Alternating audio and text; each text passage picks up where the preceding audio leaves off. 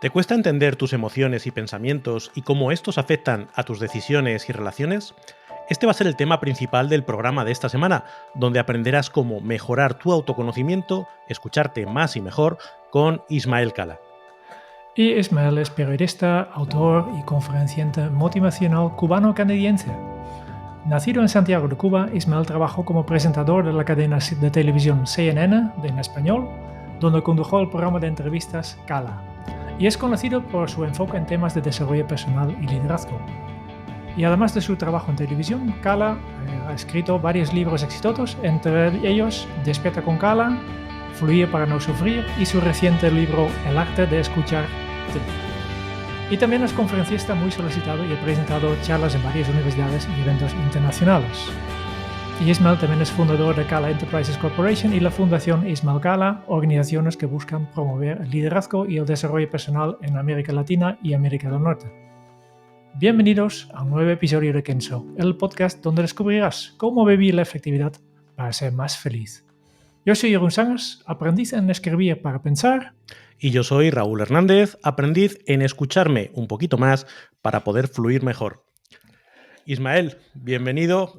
Un gusto y un verdadero placer tenerte con nosotros hoy aquí. Gracias, Jeroen. Gracias, Raúl. Encantado de poder compartir con ustedes. Solemos iniciar nuestros episodios hablando de qué somos aprendices nosotros y nos gusta preguntar pues, a nuestros invitados en qué se consideran aprendices. ¿En qué te consideras aprendiz tú, Ismael? Me considero aprendiz del asombro porque me encanta asombrarme con novedades, con cosas que lleven a mi curiosidad a crear escenarios diferentes en mi cabeza y a entusiasmarme con lo no vivido. Entonces, yo creo que soy un aprendiz del asombro. Pues una de las mejores respuestas yo creo que he escuchado en todo este tiempo que llevamos haciendo las entrevistas.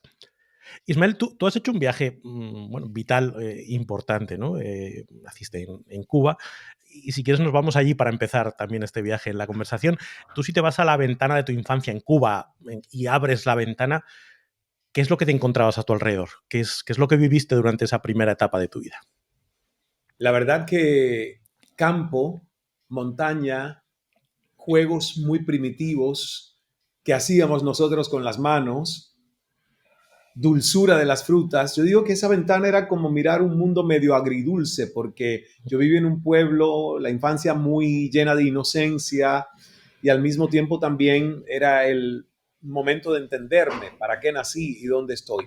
Y lo agrio, no tan dulce, es que me tocó nacer en una familia que a lo mejor no tenía el entendimiento o la educación emocional de hablar con naturalidad del suicidio del abuelito y de los temas de salud mental. Entonces, claro, yo crecí un poco en esa prisión de sentir culpa, vergüenza, tabú, de explorar el mundo interior.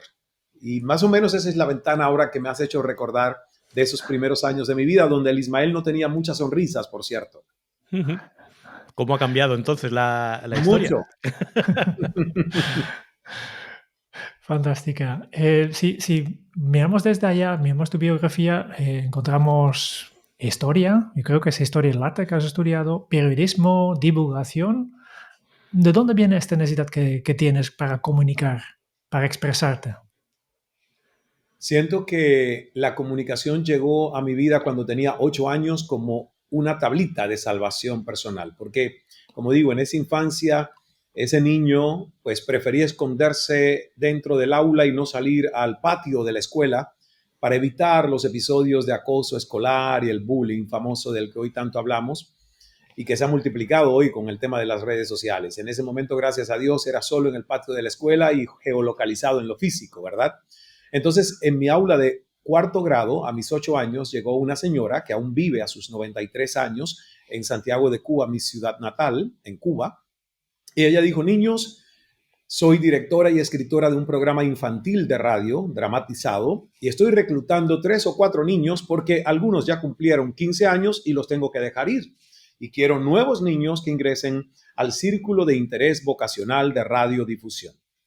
A mí me gustaba leer en la iglesia. Era el único espacio en el que yo me sentía seguro y leía en público. La iglesia de mi pueblo, que por cierto, el sacerdote era un español, Juan de Dios. Nunca se me olvidará porque yo le decía a mi abuela, creo que tú estás enamorada de Juan de Dios. Ella me decía, calla niño, calla, ¿cómo vas a decir eso? Ese es sacerdote del pueblo, ¿no? Y entonces, realmente, a los 8 años, esta señora Nilda G. Alemán, que se convirtió en mi mentora de vida, mi mentora vocacional, me lleva a una emisora de radio donde todos los sábados, de 9 de la mañana a 12 del mediodía, ella me instruyó cómo mejorar la dicción, la articulación, nos invitó a escribir poesía, cuentos cortos, estudiábamos en las mañanas cuentos infantiles y luego en la tarde se ensayaba la dramatización y se grababa un episodio de un programa de media hora dramatizado que se llamaba La Edad de Oro, título de un libro de José Martí en Cuba. Eso cambió la infancia de Ismael.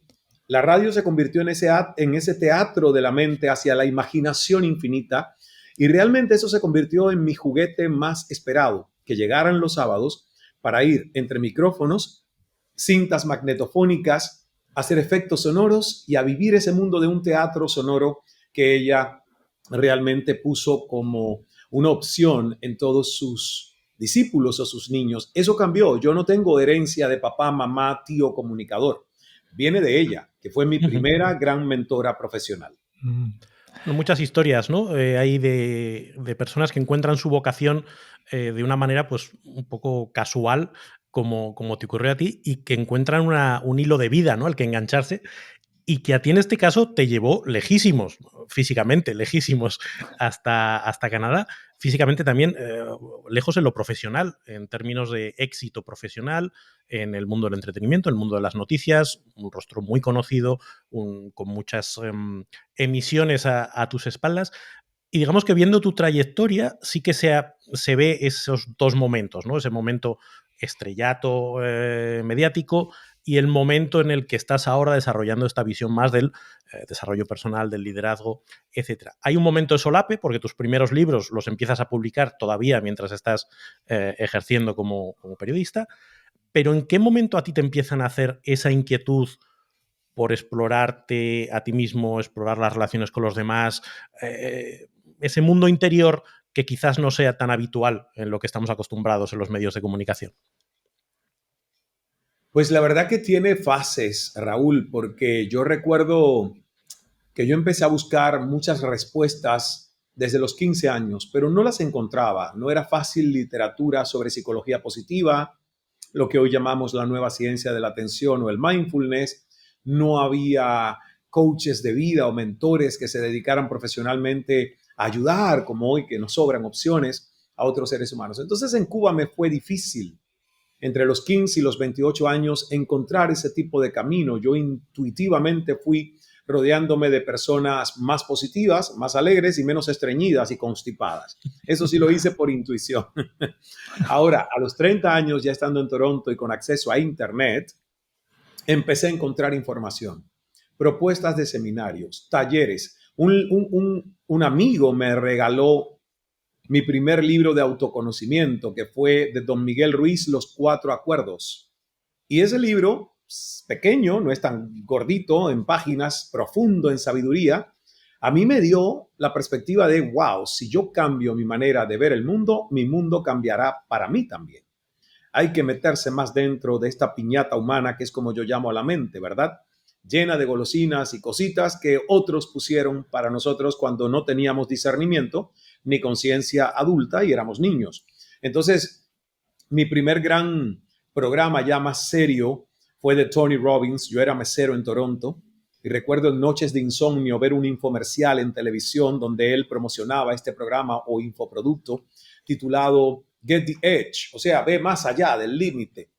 Y la verdad que la primera vez mi mentalidad de escasez dijo, son $350, no te va a alcanzar para la renta o el alquiler a fin de mes, no lo compres, no encargues esto. La segunda vez dije, esto ya no es casuístico, aviéntate y pon esa única tarjeta de crédito que tienes con un máximo de $500 y cómprate ese programa. Y la verdad que ese programa cambió mucho de mis paradigmas limitantes y creencias y todo lo que yo tenía ahí revuelto en esta mente que nunca había cuestionado. De hecho, uno de mis momentos más interesantes es en el 2014, cuando me voy a la isla de Fiji por primera vez a un taller presencial de Tony Robbins y el último de los 6 días decido levantar la mano para darle mi testimonio. Usted es parte del Ismael que soy, usted transformó mi mente. Y él se emocionó, bajó, lloró, me abrazó. Bueno, recibiendo tantos millones de personas que también le han dado a este señor sus testimonios. A partir de ahí yo no he parado en buscar fuentes, libros, maestros, experiencias, seminarios, viajar el mundo a donde siento que hay aportes sobre el tema de la autoexploración espiritual de un ser humano.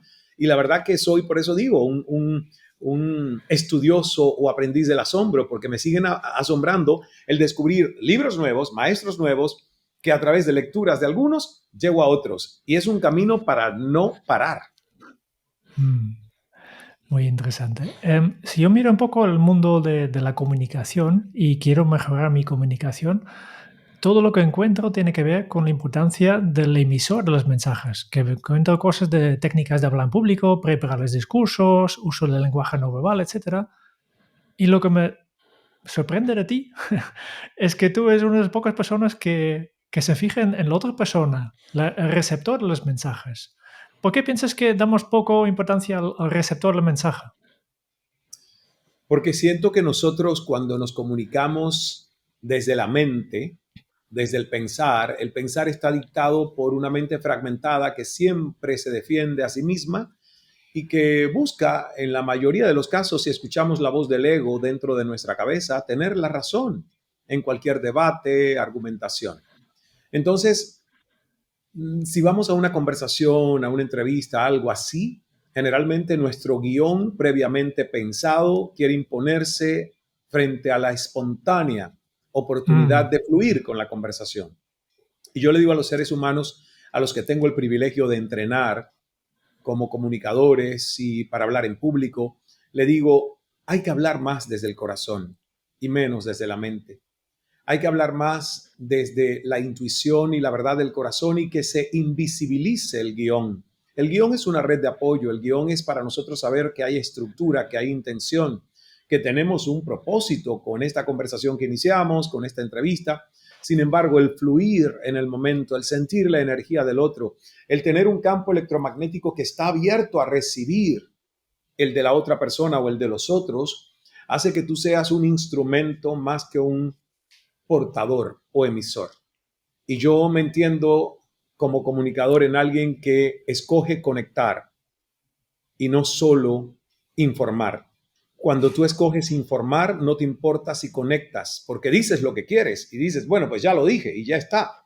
Pero cuando escoges conectar, la escucha es mucho más importante que lo que tú vas a decir, porque te quieres sentir instrumento hacia los otros, te quieres sentir servicio hacia los otros. Entonces, la verdad que a mí me cambió el paradigma cuando tuve mentorías con Larry King, que fue mi gran maestro en el género de las entrevistas, y él me dijo, si tú quieres juzgar a alguien, estudia derecho, pero tú estudiaste periodismo, no para juzgar a nadie, sino para meterte en la cabeza del otro, para hacer preguntas profundas que puedan darte a ti o a la audiencia pistas de por qué Osama Bin Laden pensaba como pensaba.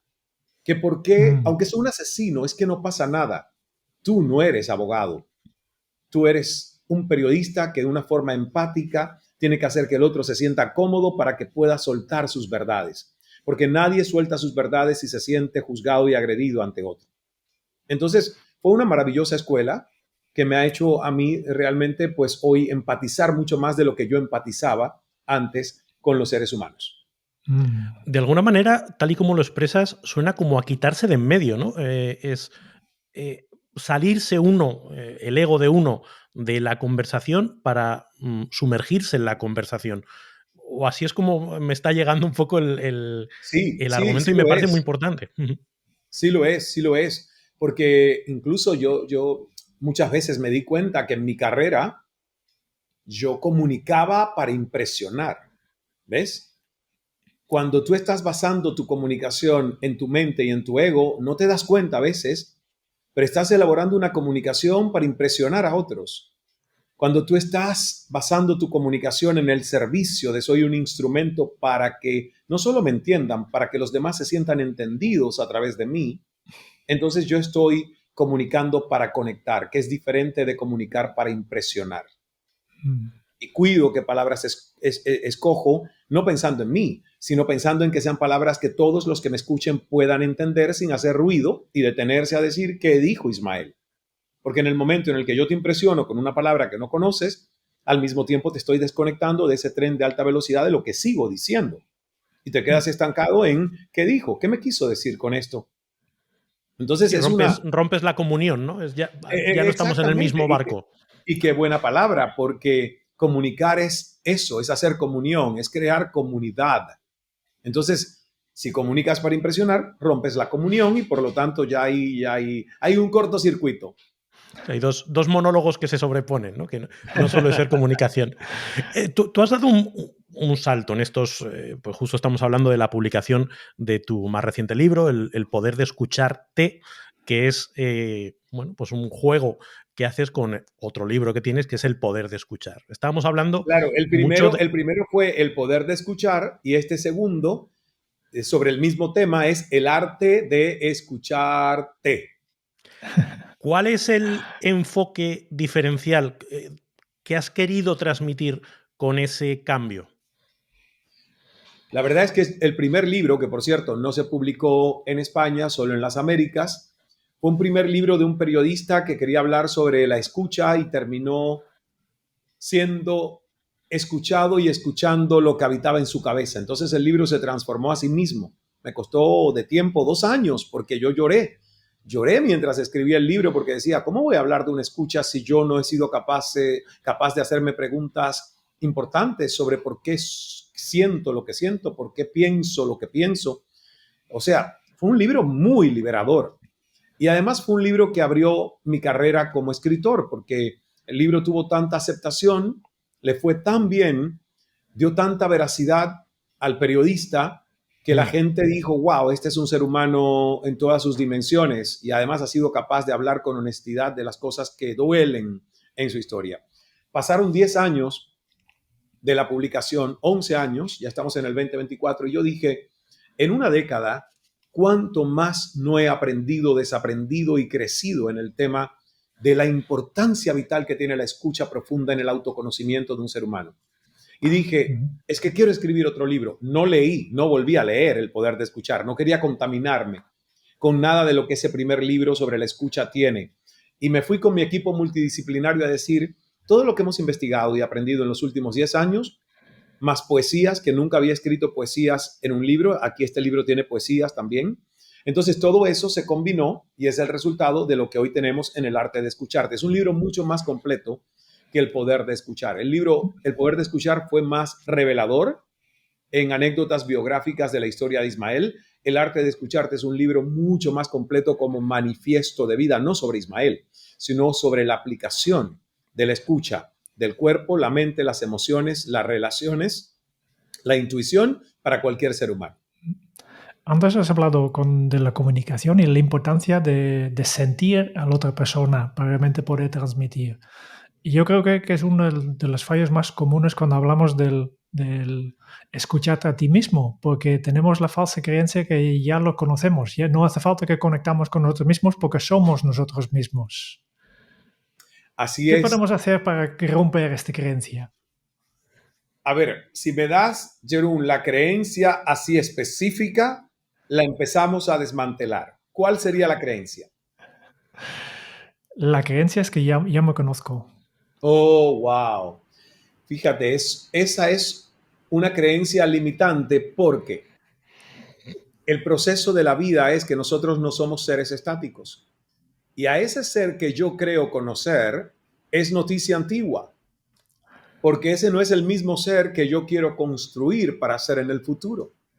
Y es por eso tan bonito que nosotros querramos vivir décadas y pasar los 100 años. Yo siempre le digo a las personas, ¿cuánto te ves viviendo? ¿Cuánto te imaginas viviendo?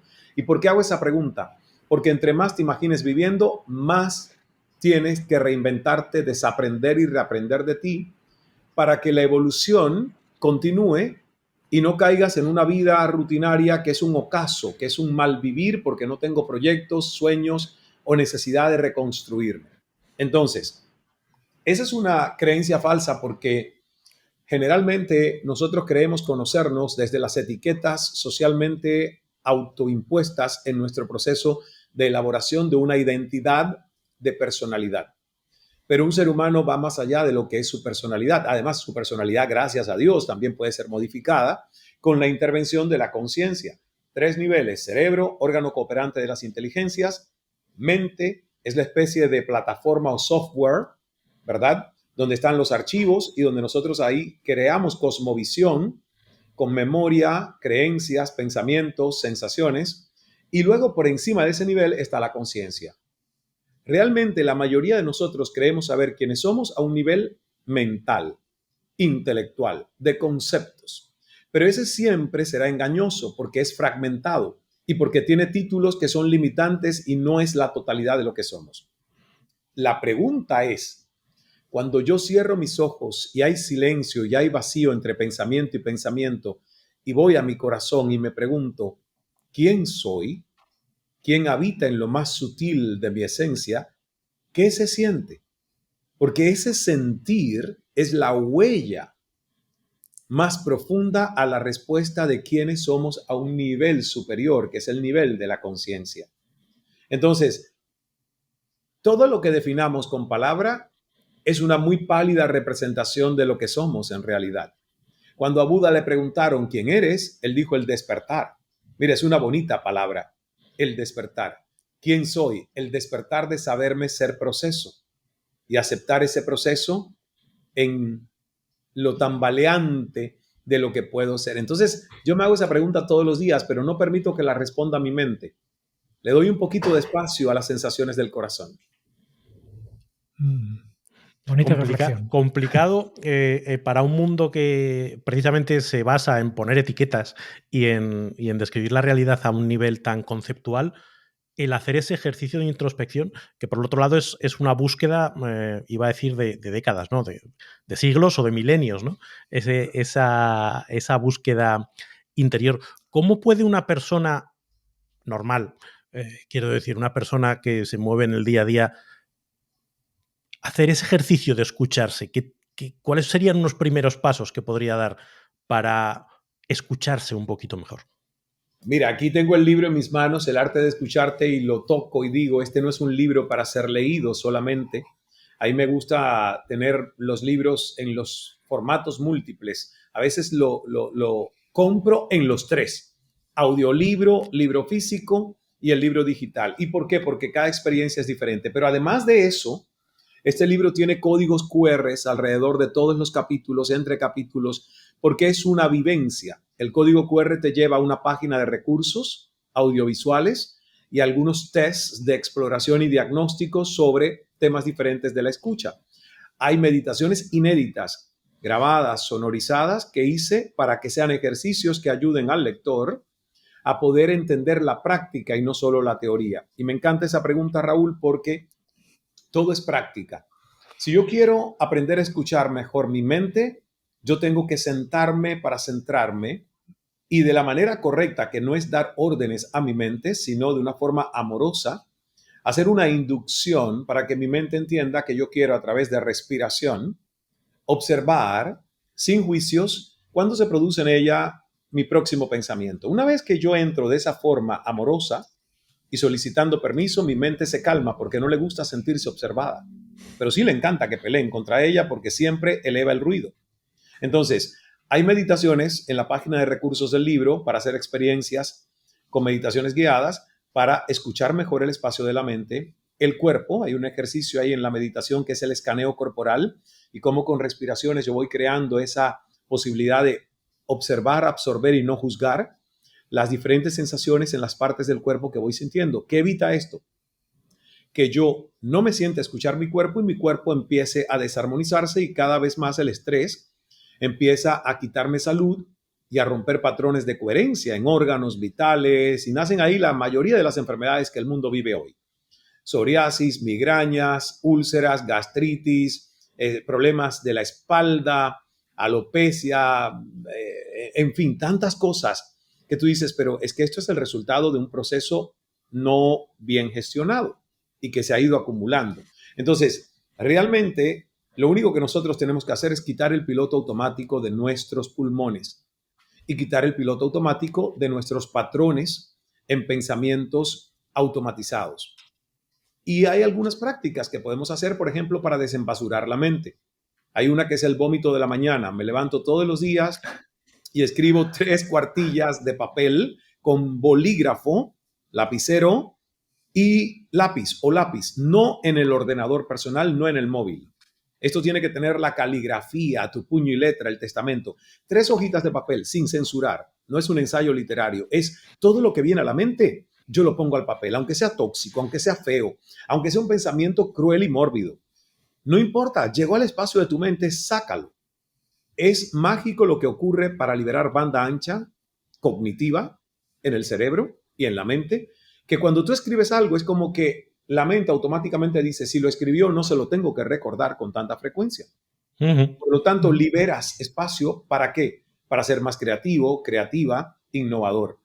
Todo lo que el libro propone se queda en una fundamentación primero rigurosa con la ciencia y luego va al terreno de la práctica, de la praxis. Entonces, yo creo que ahí está el diagnóstico, pero también está el pronóstico y el tratamiento para ir superando muchos de los temas donde no sentimos que tenemos una escucha profunda y asertiva. ¿Dirías que, bueno, pues seguro que no, que el mundo en el que vivimos nos facilita eso o que nos lleva precisamente por el lado contrario? Yo tengo la sensación de que cada vez es más difícil y requiere más esfuerzo y más cariño por uno mismo el dedicar tiempo a todas esas prácticas, porque si nos ponemos en modo automático, como dices, es que tenemos 100.000 inputs entrando en cada momento, distrayéndonos y llevándonos a sitios diferentes que no tienen nada que ver con observarnos, con escucharnos. El mundo en el que vivimos hoy, sin dudas, es un mundo lleno de distracciones, es un mundo lleno de estímulos, es un bombardeo constante, un sabotaje a nuestra concentración y relajación. Por eso es que hay que vivir con más conciencia y menos en piloto automático, porque si uno no tiene la conciencia, por ejemplo, de tener el ordenador para convertirlo en un aliado poderoso con todo lo que te ofrece en tu crecimiento y tu enfoque, el ordenador se convierte en el gran sabotaje permanente con sus notificaciones sonoras a tu calibración de atención plena. Cada vez que yo siento que mi ordenador o mi teléfono están en modo descuido, yo le llamo modo descuido a que están sonando cada vez que le llega una alerta, yo sé que yo estoy atentando contra mi bienestar, contra mi sistema nervioso en modo parasimpático, de forma relajada y serena, para poder crear algo desde una zona de concentración. Y yo inmediatamente le quito de nuevo la sonorización. Yo diría que el 90% de mis aparatos, el 90% del tiempo mis aparatos están en silencio para que yo vaya a ellos y ellos no vengan a mí. Entonces, hay un desafío porque estamos rodeados de tecnología, de ondas, de estimulación energética y electromagnética, pero ¿cuál es la vacuna?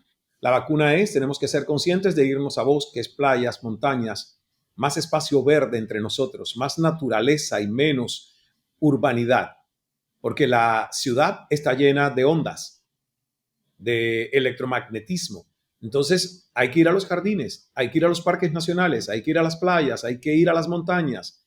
No escaparemos del todo de esto, ¿verdad? Pero por lo menos tenemos un oasis de mayor interacción con lo que es la energía de la naturaleza y nos recargamos, echamos cable a tierra. Hay que quitarse los zapatos. Hay gente que tiene una asociación, pero terrible, con que si me quito los zapatos me enfermo. Si me baño bajo el aguacero me enfermo. Yo digo, pero ¿desde cuándo la lluvia es enfermedad y desde cuándo caminar descalzo es símbolo de que te vas a enfermar cuando vas a echar cable a tierra? Te estás anclando, estás haciendo grounding o anclaje. Es volver a lo simple, es volver a la esencia, es volver a conectarnos con la madre tierra y con la energía divina de este universo inteligente donde hay mucha información. Pero ¿qué pasa? Estamos tan llenos de información acá en la cabeza e información que nos llega desde aquí de los aparatitos que no somos capaces de conectarnos con la información de la verdadera nube. Es ese campo cuántico de sabiduría al que todos tenemos acceso. Sí, de alguna manera tenemos que desconectar para poder conectar de verdad, ¿no? Desconectar de lo superficial para conectar con lo profundo. Maravilloso. Oye, Ismael, quiero dar un salto de tema porque tengo aquí una pregunta que te ha dejado nuestro último invitado de este podcast, Víctor Amat, y su pregunta para ti es, ¿qué libro no recomendarías? Oh, wow. A ver si te mojas, ¿no? ¿Qué libro no recomendaría? Oh, Dios. Nunca me esperé una pregunta así, porque te voy a explicar algo. La verdad, me es difícil responder la pregunta porque hasta de los libros que a mí más me han costado y que fíjate, es un libro que yo no recomendaba, y te voy a decir cuál es, Las 48 leyes del poder de Robert Greene. Ujú. Este es un libro que yo leí a solas y no recomendé a nadie. ¿Y por qué? Porque me confrontó con ideas maquiavélicas. El sentido del poder desde el que el libro se escribió es el poder que usan los dictadores para someter a otros, para manipular a los pueblos y a las masas. Esas 48 leyes del poder, muchas son repugnantes si están usadas en contra del bienestar de otros. Entonces a mí me costó mucho leer ese libro y yo no lo recomendé a nadie hasta que hace 2 meses el libro llegó a mí de nuevo en mi biblioteca y digo, oh, wow, aquí estás. Y lo volví a tomar con otro nivel de conciencia y digo, lo voy a recomendar y voy a hacer una clase para mis líderes del Influencer Circle, que es un programa de mentoría de todo un año. Y les voy a hacer la advertencia de que este libro lo leí, me repugnó mucho de lo que leí, pero que les quiero dar algunas de esas leyes para que sepan no utilizarlas con otros y sepan cuando las están utilizando contra nosotros. Una clase dura, una clase rara para ellos que no están acostumbrados a que yo le hable desde el lado oscuro, ¿ves? Y que les muestre la oscuridad, porque siempre les muestro la luz. Y fue interesante para mí. Entonces, mira, la pregunta que me has hecho me ayudó a encontrar un caso muy puntual de un libro que yo leí, que no quise recomendar que otros leyeran y que al final terminé recomendándolo. ¿Por qué? Porque del libro, y era lo que te iba a decir, de todo libro, aún aquellos que poco aportaron, hay algo que siempre me gustó. Y de este libro, La ley de ausencia programada, a mí me encantó. Y yo la utilizo de una forma noble Ujú. en crear valor a mi alrededor programando mi ausencia, no siempre estando disponible y presente. Y esa ley yo la aprendí de ese libro que en totalidad me contrastó un poco, pero al final mucho de lo que el libro dijo también me ha servido. Vale. Y para continuar la cadena, ¿qué le preguntarías al próximo invitado o la próxima invitada de este podcast? A ese próximo o próxima invitada le diría, ¿cuál es el secreto más grande en el libro de tus secretos personales que crees no puedes contar en público porque te avergüenza, hay culpa? ¿Sentirías que los demás tienen información contra ti si lo cuentas? Uy. No sé quién tenemos el siguiente en la lista, Jerún, pero le hemos puesto en un aprieto. Vale. Y con esto vamos poco a poco terminando porque debemos respetar tu tiempo, Israel. Tenemos 10 preguntitos más, 10 preguntas rápidas, que es nuestro cuestionario Perfecto. Kenzo. Y la primera pregunta que tengo para ti es, si tuvieras que compartir un solo aprendizaje de todo lo que has vivido hasta ahora, ¿cuál sería? Esto también pasará. Nada en la vida queda contigo. Las victorias se celebran y pasan y los fracasos también. Ujú. ¿Cómo se titularía tu biografía?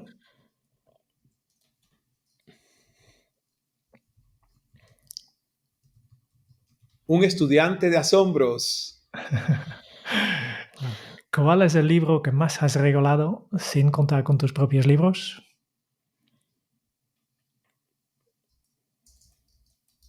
Wow. Las 7 leyes espirituales del éxito de Deepak Chopra. Lo he regalado muchas veces.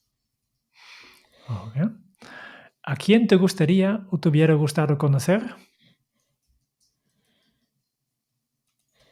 A Nelson Mandela, sin dudas, es uno de esos personajes que más admiro por su historia de conciencia expandida, 27 años en prisión. Muy bien. ¿Qué canción pones a todo volumen para subir el ánimo? Se llama Si Dios lo dice. Es una canción cristiana y la coloco todos los días para anclarme al cielo. Lo vamos a buscar. ¿Cuál ha sido la pregunta más interesante que te han hecho? ¿Por qué no hablas como cubano? Ay. Que sería Seguramente no. discutible, ¿eh? Que sería discutible exactamente, porque yo sí siento que tengo mucho de cubano, pero la pregunta me sorprendió y de hecho, en el momento que fue hecha, me quebró, porque me llevó a un Ujú. lugar de, wow, se están metiendo con mi cubanía, si a mí me duele Cuba. Muy bien. ¿Qué se te viene a la cabeza cuando piensas en la felicidad? Paz, paz, gozo en el corazón. Eso es felicidad para mí. ¿Y qué película volverías a ver cada año? La vida es bella, con Roberto Benigni. Yo creo que es una de las películas más mencionadas en esta pregunta. Wow, La es última pregunta hermosa. que tengo. Sí, la última pregunta que tengo para ti es, si tuvieras que dejar un mensaje en una cápsula para tu yo del futuro, ¿qué te dirías? No te fíes de los elogios ni tampoco de tus peores críticas. Céntrate, quédate en el medio. Fantástico, fantástico. Muy bien, Ismael. No me queda una última cosa que nos ha gustado mucho esta conversación y nosotros tenemos costumbre al final del programa compartir contigo y con todos nuestros oyentes un breve resumen de todo lo que hemos aprendido de ti. Ah, qué bonito. Ismael ha hecho muchos viajes. Un gran viaje físico de su Cuba natal a la fría Canadá y luego al cálido Miami. Un viaje profesional de ser una estrella del mundo del entretenimiento y los medios de comunicación a ayudar a miles de personas en su proceso de autoexploración espiritual. Un viaje del exterior al interior y un viaje del poder de escuchar al arte de escucharte. Porque solemos ponerle énfasis en escuchar a los demás, y está bien, pero es muy importante escucharnos a nosotros mismos y conocernos. Porque aunque creamos conocernos, solo tenemos una imagen anticuada y distorsionada de nosotros mismos. Tenemos que profundizar y escuchar más con el corazón que con la mente, de manera amorosa, sin etiquetas y sin juicios. Porque solo así podemos desencadenar la magia que habita en nosotros y la capacidad de co-crear una realidad llena de abundancia y energía positiva.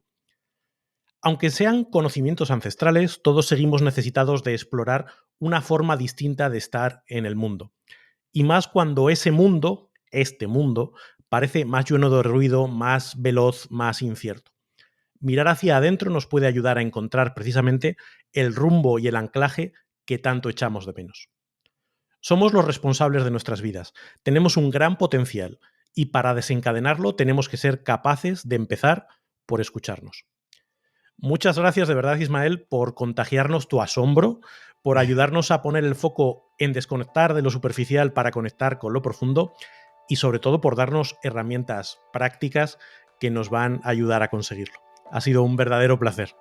Gracias, Raúl. Gracias, Jerome. Fantástico. Mucha suerte con el libro y que vaya muy bien. Ha sido un verdadero placer. Gracias. Un placer conversar con ustedes. Y, Igualmente. y como Hasta siempre pronto. terminamos ¿Están con en un nuevo Madrid hábito que ustedes? ¿En Madrid ambos o en ciudades diferentes? estamos diferentes, sí. Estamos, Yo ¿Dónde vivo en estás tú, Aranda de Jerome? Duero, que es un pueblo que está como a 150 kilómetros al norte. y terminamos con un nuevo hábito Kenso. El secreto del buen hablar es saber escuchar. Nos escucharemos muy pronto.